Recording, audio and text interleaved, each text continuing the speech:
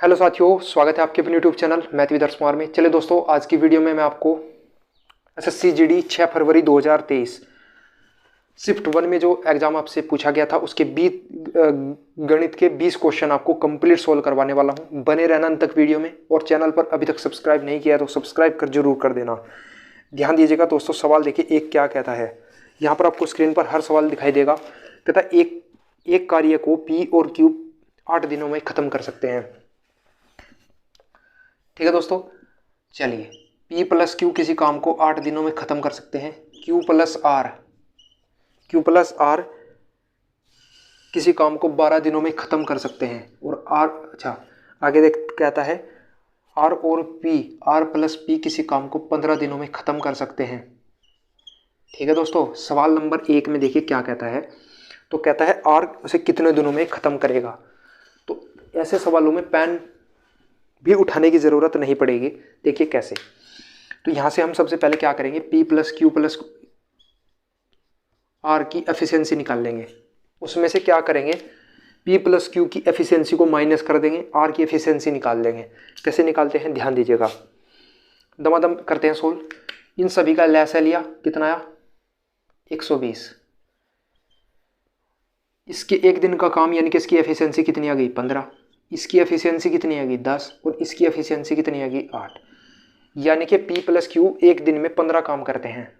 तो याद रखना total P Q plus R, इनको अगर आप ऐड करोगे देखिए 33/2 आ जाएगा। कैसे देखिए भाई, इन सभी को आप ऐड करिए तो इसमें P भी 2 बार है, Q भी 2 बार है, और R भी इसमें 2 बार है। तो यहाँ से अगर आप 2 को बाहर कॉमन लोगे तो P plus Q plus R, और वो 2 के नीचे 15 और 10 25 और 8 33/2। यहाँ तक की चीज़ समझ में आ गई होगी। आगे चलते हैं। यहाँ से P प्लस क्यू को आप माइनस कर दो, यानी कि इसमें से 8 माइनस कर दो तो आ जाएगा 3/2। ये तो है R की एफिशिएंसी, लेकिन R का आपको कुल काम बताना है। तो 3/2 से 120 में भाग देना तो आ जाएगा सवाल का उत्तर 80। यानी कि R उसे कुल मिला के 80 दिनों में ख़त्म कर सकता है काम को। ठीक है, सवाल नंबर 2 देखिए क्या कहता है।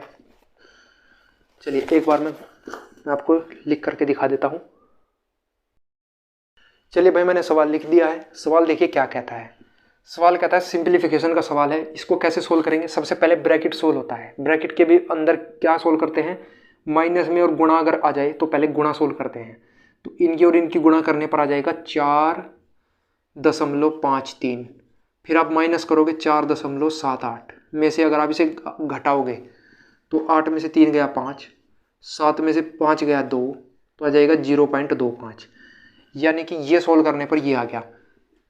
फिर आप इसकी और इसकी गुणा करोगे, क्योंकि प्लस से पहले गुणा होता है, तो आ जाएगा 0.0625। इसमें आप 5.2 ऐड करना, 5.2 ऐड करना तो आ जाएगा, चलिए यहीं पर मैं ऐड कर देता हूँ। 5.2 ऐड हो जाएगा तो आ जाएगा 2 पॉइंट इतना। और 15 इसमें से आप क्या करना, 15.2625 में से आप घटाओगे तो ये आगे वाले का तो ये तो घट ही जाएगा। बाकी 15 में से 5 किया कितना बचेगा 10। ये सवाल का आंसर है। उम्मीद करता हूँ यहाँ तक की चीज़ें आपको समझ में आ गई होगी, और ये ऑप्शन नंबर डी में आपको दिया गया है। सवाल नंबर बताने का प्रयास करना। कहता है अंकित मूल्य पर 10% की छूट देने के बाद एक वॉशिंग मशीन का मूल्य 28,800 रुपये हो जाता है। यानी कि अंकित मूल्य पर अगर वो छूट 10% की छूट दे, तो मान लीजिए दोस्तों अगर MRP जो थी अगर वो 100 रुपये थी, तो अंकित मूल्य पर अगर उसने छूट दी, यानी कि उसने अंकित मूल्य पर छूट देकर उसे बेच दिया, यानी कि 90 रुपये पर बेच दिया। 90 रुपये पर बेच दिया कितने में, 28,800 में। यानी कि हमने कहा कि वो 90 रुपये में बेचता है, जबकि वो कहता है 28,800 रुपये में बेचता है, यानी कि 28,000/90। ठीक है, तो कहता है तो उसका अंकित मूल्य निकालिए पहले। तो अंकित मूल्य निकाल दिया हमने, ये आ गया अंकित मूल्य। और वो देखिए क्या कहता है, यदि कोई छूट नहीं दी जाती, अगर कोई छूट नहीं देगा तो इसका अर्थ यह है कि वो उसे अंकित मूल्य पर बेचेगा। यानी कि अंकित मूल्य ये तो अंकित मूल्य भी है, और ये इसका क्या है, विक्रय मूल्य भी है, और विक्रय मूल्य भी है। तो उसे क्या कहता है, वो 25% का लाभ होता है। तो 25% का लाभ है, 25% का लाभ है, यानी कि 25% का मतलब है 1/5, 1/4, और लाभ है तो जोड़ करके रखना है, यानी कि 5/4। ये 25% के लाभ की होल वैल्यू है। और अगर मैं इसकी उल्टी गुणा कर दूं तो ये आ जाएगा क्रय मूल्य। अब ये आपका सीपी बन जाता है। अब ये ऐसा होता क्यों है इसको मैं दोबारा बेसिक से पढ़ाने वाला हूँ, पूरा आपको देख लेना है, ठीक है। तो इसका जब आंसर आप निकालोगे ना तो आ जाएगा 25,600 रुपये, ये आपका आंसर है। चलिए दोस्तों, ये सवाल नंबर 3। सवाल देखिए दोस्तों क्या कहता है, दो ट्रेनें एक ही समय पर दो स्टेशनों से चलना शुरू करती है और क्रमशः 40 किलोमीटर प्रति घंटा और 45 किलोमीटर प्रति घंटा की चाल से एक दूसरे की ओर बढ़ती है। जब वे ट्रेन मिलती है तो पता चलता है कि एक ट्रेन ने दूसरी ट्रेन से 20 किलोमीटर की दूरी अधिक तय की, तो दोनों स्टेशनों के बीच की दूरी ज्ञात कीजिए। मुझे एक बात ये बताओ दोस्तों, स्वाभाविक सी बात है भाई, जो ट्रेन ज़्यादा स्पीड से होगी वो ज़्यादा दूरी तय करेगी, ये तो आपको पता ही होगा। तो यानी कि दोस्तों हमें ये पता है, अगर एक ट्रेन की चाल है 40 किलोमीटर प्रति घंटा और वो डिस्टेंस कितनी ट्रैवल करती है, डी कितनी डिस्टेंस ट्रैवल करती है, मान लो डी डिस्टेंस ट्रैवल करती है। एक ट्रेन की चाल है 45 किलोमीटर प्रति घंटा, यानी कि वो इससे ज़्यादा डिस्टेंस ट्रैवल करेगी। इतना बात भी हमें पता है, इतना बात भी पता है। और कितनी ट्रैवल करेगी सवाल में दिया गया है, 20 किलोमीटर अधिक उसने तय की, ये बात उसने बताया। ये 20 यहाँ पर ऐड क्यों नहीं किया, क्योंकि चाल यहाँ पर कम है, समझ रहे हो ना। और दूरी बटा चाल समय, दूरी बटा चाल समय, दोनों समय है आपस में है बराबर।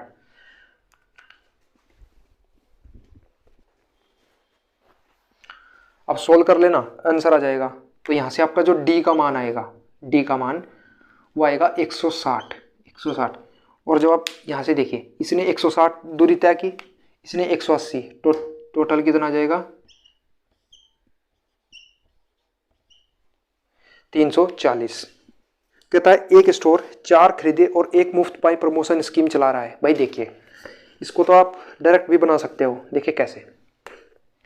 सवाल नंबर 5 देखिए, भाई मैं एक कोई चीज़ खरीद करके लेकर आया, उसने कहा कि 4 खरीदनी है तो 1 मुफ्त मिलेगी।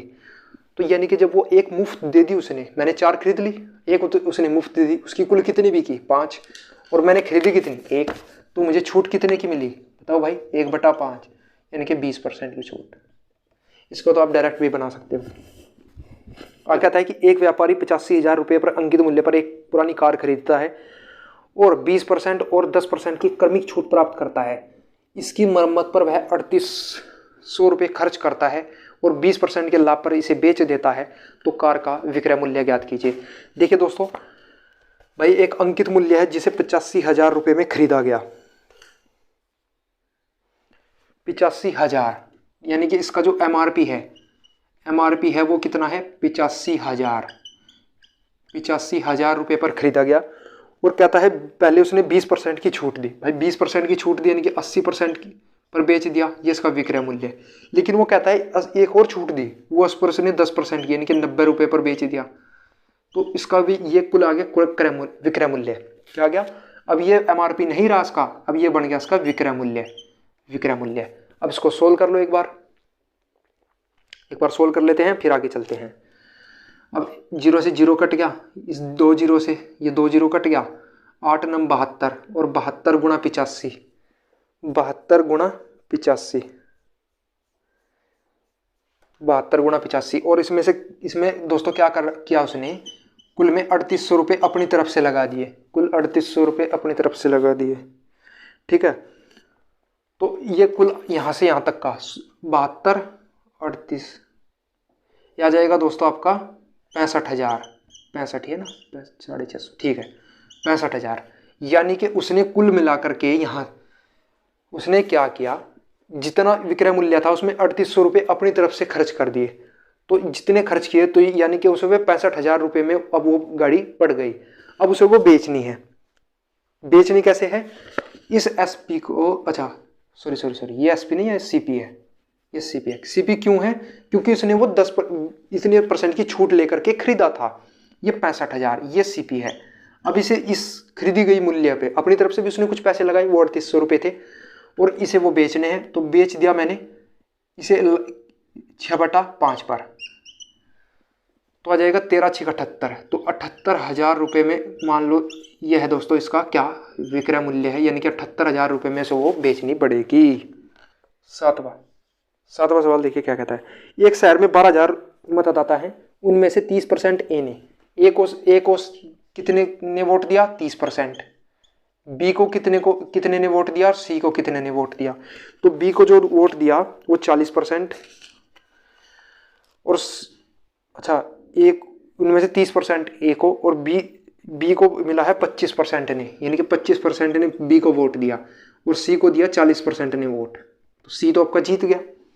अब जीत हार का वाला सवाल नहीं है ये। इसने कहा 30 और 40 70, यानी कि 95% वोट, टोटल मतदाताओं ने कितना परसेंट वोट किया, 95%। और सवाल में पूछा गया कितने मतदाताओं ने वोट नहीं किया, तो 5%। तो टोटल मतदाता थे 12,000, उसका अगर आप 5% निकालोगे तो आ जाएगा 600, यानी कि 600 मतदाताओं ने वोट ही नहीं किया। ये आपके ऑप्शन नंबर डी में दिया गया है। ऑप्शन नंबर काफी अच्छा सवाल लगा। चलिए सवाल देखिए क्या कहता है। 8 विद्यार्थियों के औसत अंक 7 हैं। 8 विद्यार्थियों के औसत अंक 7 हैं। तो दोस्तों मैंने आपको एक फार्मूला पढ़ाया था कुछ दिन पहले, योग बराबर एवरेज गुणा संख्या। कितने विद्यार्थी हैं, 8। कितने विद्यार्थी हैं, 8। 8 विद्यार्थी हैं और एवरेज कितना है, 7। तो योग कितना आया, 56। योग कितना आया, 56। अब उसने क्या किया, उसने ये किया कि पाया गया कि एक विद्यार्थी के अंक 6 के स्थान पर 10 लिए गए। 6 के स्थान पर 10 लिए गए, यानी कि 6 के स्थान पर 10 लिए गए, यानी कि 4 ज़्यादा लिए गए। 4 आपके ज़्यादा लिए गए, तो इसमें से 4 आप घटाओगे तो टोटल सही अंक निकल जाएंगे। सही अंक कितने हैं दोस्तों, सही अंकों का योग निकल जाएगा आपका। 56 में से 4 गया 52। और ये जो सही अंक थे, ये कितने विद्यार्थियों के अंक सही अंक थे, 8 विद्यार्थियों के। तो औसत निकालना था आपको, तो यहाँ से आपका सही औसत निकल जाएगा, तो आ जाएगा 6.5। 6.5 किस ऑप्शन में दिया गया भाई, 6.5 आपको ऑप्शन सी में दिया गया है। अगला सवाल देखिए, यह भी सवाल मुझे अच्छा लगा। चलिए दोस्तों, अच्छा सवाल नंबर 9 में 7, 2, 5 x और एक संख्या आपको दिया गया है 3, ये 9 से विभाज्य है। तो x का ऐसा न्यूनतम मान क्या रखें, तो कैसे करोगे भाई। 9 से विभाजित करने का नियम क्या है बताओ। डिविजिबिलिटी रूल में तो मैंने आपको पढ़ाया था। सभी को जोड़िए, 7 और 2 9, 5 14, 14 और 3 17। तो यानी कि अगर हम 18 बन जाए, अगर अंकों का योग 18 हो जाए तो क्या होगा, ये डिवाइड हो जाएगी। यानी कि x का मान हमें, न्यूनतम मान हमें क्या रखना पड़ेगा, 1 रखना पड़ेगा। क्या रखना पड़ेगा, 17 और 1 18। तो ये आपके किस ऑप्शन में दिया गया है बताओ। कितने ज़्यादा है, 5%। तो यानी कि कितना आ गया, 105। 100 से कितने ज़्यादा है, 10%। तो कितना आ गया, 110। कितना आया, ये दोनों का विक्रय मूल्य है। विक्रय मूल्य का अंतर है 5, जबकि उत्तर में भी 5 दिया गया है। तो विक्रय मूल्य यानी कि ये दोनों विक्रय मूल्य हैं। इनका आपको अनुपात पूछा गया था 21:22। 21:22 आपको किस ऑप्शन में दिया गया है, ऑप्शन नंबर। कहते यदि एक गोले का व्यास 14 है तो त्रिज्या कितनी होगी, 7। तो अब क्या करना, गोले का आयतन पूछा है, तो 4/3 पाई आर की क्यूब। 4/3 पाई आर की क्यूब यानी कि 7 की क्यूब कितना, 343। इसे आप सोल्व करना तो आ जाएगा 1437.33। ये मैंने सोल्व करके रख रखा था, ठीक है, इसलिए मुझे याद है। तो आप इसे कंफ्यूज हो सकते हो। अनीस एक कार्य को 88 दिन में पूरा कर सकता है। अनीस एक काम को 88 दिन में पूरा कर सकता है। और एक आदमी है युग, वो किसी काम को 66 दिन में कर सकता है। तो बताइए, कहता है अनीस ने अकेले कार्य शुरू किया और कितने दिनों के बाद युग को उसके साथ जुड़ना चाहिए ताकि कार्य 44 दिनों में पूरा समाप्त हो सके। हम मान लेते हैं, पहले इनका टोटल कार्य निकाल लेते हैं। तो टोटल कार्य इसका आ जाएगा 528।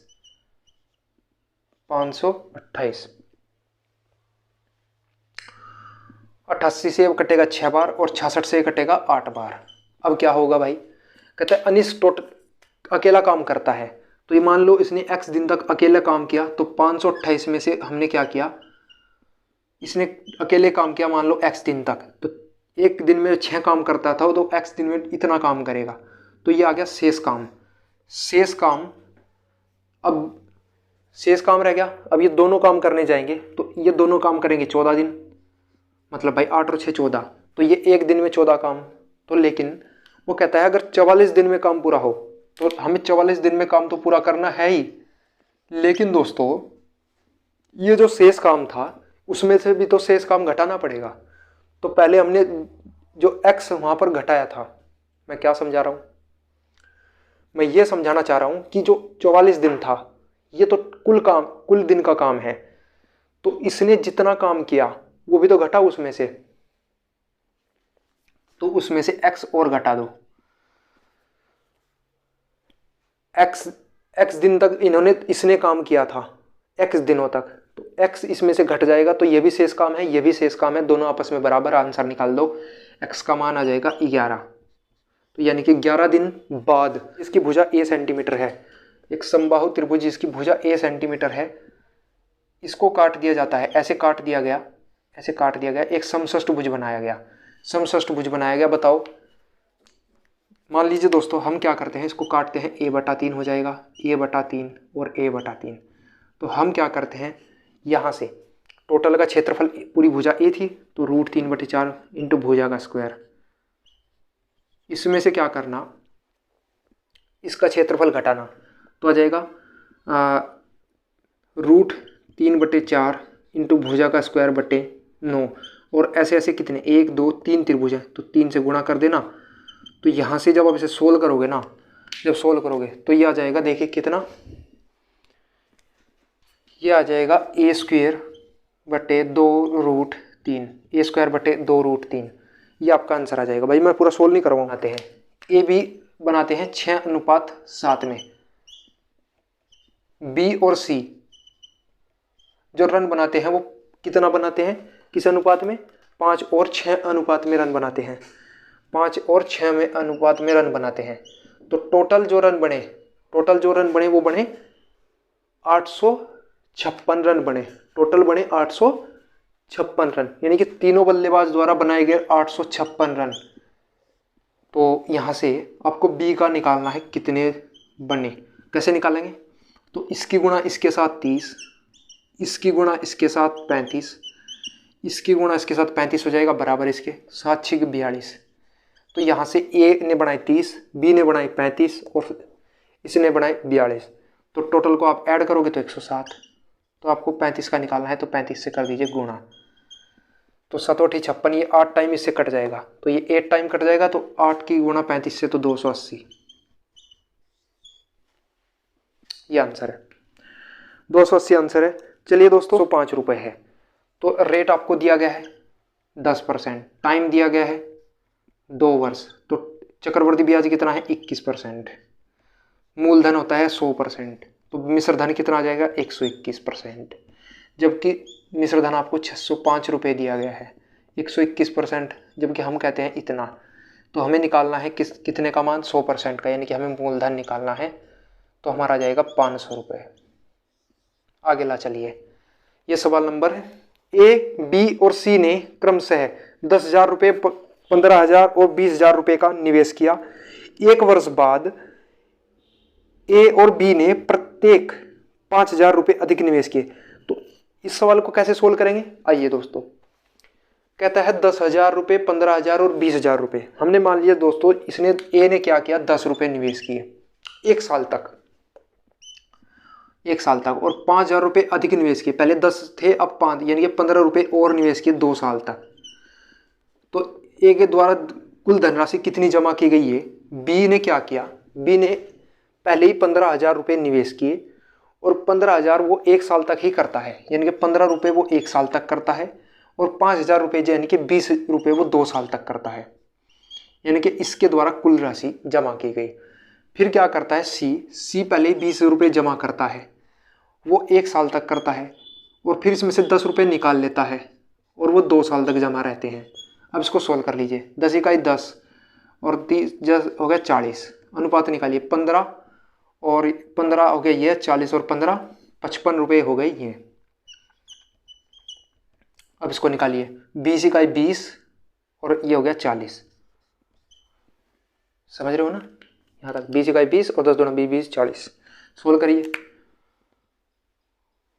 ये बताइए यहाँ तक की चीज़ें समझ में आई क्या, यहाँ तक की चीज़ें समझ में आ गई। अब क्या आ गया भाई, इसको सोल्व करिए, 8 11 और 8, 8, 11 और 8 ये इसका क्या है, समान चाल से चल रही है। दूसरी ट्रेन 5 सेकंड में पार करती है। यदि पहली ट्रेन की चाल दोगुनी हो जाती है और दूसरी ट्रेन की चाल आधी हो जाती है तो दोनों ट्रेनें द्वारा एक दूसरे को पार करने में, ठीक है, कहता है एक ट्रेन विपरीत दिशा में समान चाल से चल रही है और 5 सेकंड में एक दूसरी ट्रेन को 5 सेकंड में पार करती है, ठीक है। आ जाइए दोस्तों, एक ट्रेन विपरीत दिशा में समान चाल से चल रही है। मान लो दोस्तों यहाँ से यहाँ तक की डिस्टेंस है d और दोनों समान चाल से चल रही हैं, तो मान लो यहाँ से भी x गई, वहाँ से भी x आई, तो टोटल हो गई 2x। और कहती ये है कि वो 5 सेकंड में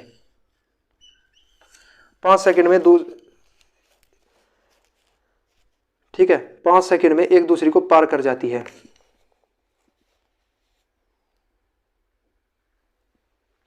चलिए आगे चलते हैं। तो d बराबर आएगा 10x के। d बराबर कितना आया, 10x। चलिए अगला आगे चलिए क्या कहता है, देखिए यदि पहली ट्रेन की चाल, तो 10x तो हो गई पूरी टोटल चाल, ठीक है। कहता है दोनों की चाल x थी, मैंने दोनों की चाल x मान रखी है क्योंकि दोनों की, यदि पहली ट्रेन की चाल दोगुनी हो जाती है, पहले x थी, पहले की चाल हो जाए दोगुनी और उस साइड से दूसरे की चाल हो जाए आधी, तो x/2 दोनों को सोल्व करो, आंसर आ जाएगा। अब सोल्व कर लो। तो 10x, ये सवाल नंबर 17 है, ठीक है, याद रखना। तो आ जाएगा 5x, यहाँ से आ जाएगा 5x और ये आ जाएगा इंटू 2 ऊपर, ठीक है।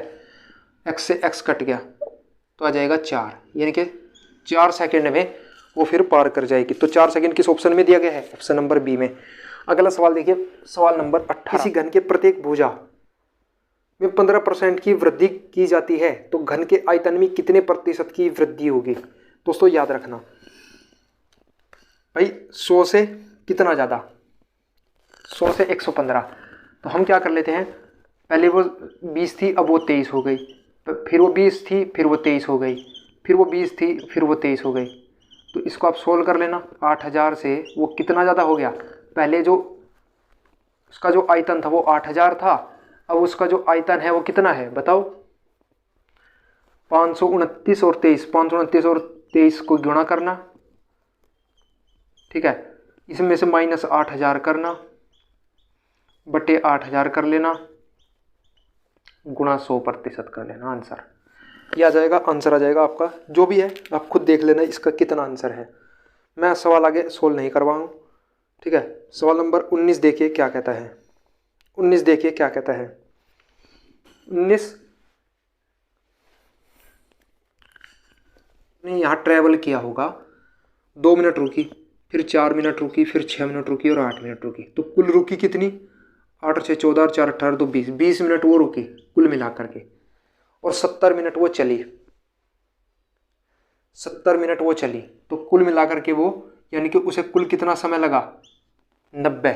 कुल कितना समय लगा, तो कुल समय लगा 90। अच्छा, जितनी चली 70 मिनट वैसे लगे और स्टेशन पर रुकते हुए उसे 90 मिनट, और उसे, ये तो है मीटर प्रति से, ये किलोमीटर में है।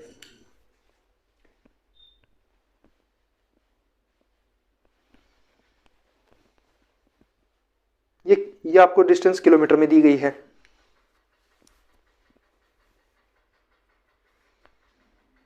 किलोमीटर प्रति घंटा। एक आप एक काम कीजिए, 90 मिनट, 90 मिनट, 90 मिनट का मतलब है कितना, 3/2, कितना, 3/2 घंटे, तो 100/3, यानी कि इसकी जो कुल दूरी, कुल चाल आई वो कितनी आई, 100/3 किलो घंटे आई। कैसे आई, ध्यान दीजिएगा। मैंने बताया कुल दूरी और उसे लगा कुल समय, दूरी बटा समय, यही आपका चाल है। तो समय उसे कितना लगा, 3/2 घंटे, और चाल उसकी है 50 किलोमीटर। तो यहाँ से आपका आंसर आ गया 100/3 किलोमीटर प्रति घंटा। सवाल नंबर देखिए, आज का लास्ट क्वेश्चन देखिए क्या कहता है। 4 और 2 6, इसमें आपको ब्याज जोड़ना पड़ेगा। 7 2 7 2 7 2 और 9, ऐसे 7 2 7 2 9, ये आपका ब्याज आ गया 3% की दर है। इसे आप क्या करिए, 6 जीरो है ना, ये किस संख्या का घन है, ये फाइंड कर लीजिए किस संख्या का घन है। तो कुल आपका जो ब्याज आया वो इतना आया 727, ये आया। और ये किसका है भाई, यह है 10,000, 1 2 1 2 1 2, यह 10 की क्यूब, 10 की क्यूब है ना, या 100 की क्यूब है, तो ये आ गया 103 की क्यूब। ऊपर जो है वो 103 की क्यूब है, तो रेट आ गई 3%। अच्छा, रेट पहले से आपको 3% दिया गया है, तो ये घन है, तो टाइम भी कितना आ गया 3 वर्ष, टाइम भी कितना आ गया 3 वर्ष, ये आपको याद रखना भाई। ये घन बन रहा है ना, तो बस घन बन रहा है तो टाइम 3 वर्ष है, रेट भी 3% है और ये टाइम भी 3% आएगा, आंसर है। चलिए अगला आज का लास्ट क्वेश्चन यही था। और चलिए दोस्तों, आज की वीडियो में इतना ही। अगर वीडियो अच्छा लगा हो तो लाइक कर देना, शेयर कर देना। अब आप कहोगे भाई ये कैसे आया, भाई रेट कितना दिया गया 3%, यानी कि 103 से 100 हो जाता है ब्याज, कितने वर्षों में, इतने वर्षों में। तो इसे भी मैं क्या लिख सकता हूँ बताओ, इसे मैं लिख सकता हूँ, इस वाली संख्या को मैं लिख सकता हूँ 103/100 की क्यूब। भाई 103 की क्यूब आ जाती है, इतनी 100 की क्यूब आ जाती है, ठीक है। अब क्या करना, ये इससे कट गया तो टी का मान 3 आ गया, ये आंसर है। आज की वीडियो में इतना ही। अगर वीडियो अच्छा लगा हो तो लाइक कर देना, शेयर कर देना, और चैनल पर नए हो तो सब्सक्राइब करके बेल आइकन दबा लेना। तो आज की वीडियो में इतना ही। जय हिंद, जय भारत। मिलते हैं दोस्तों अगले वीडियो में, तब तक के लिए धन्यवाद। जय हिंद, जय भारत।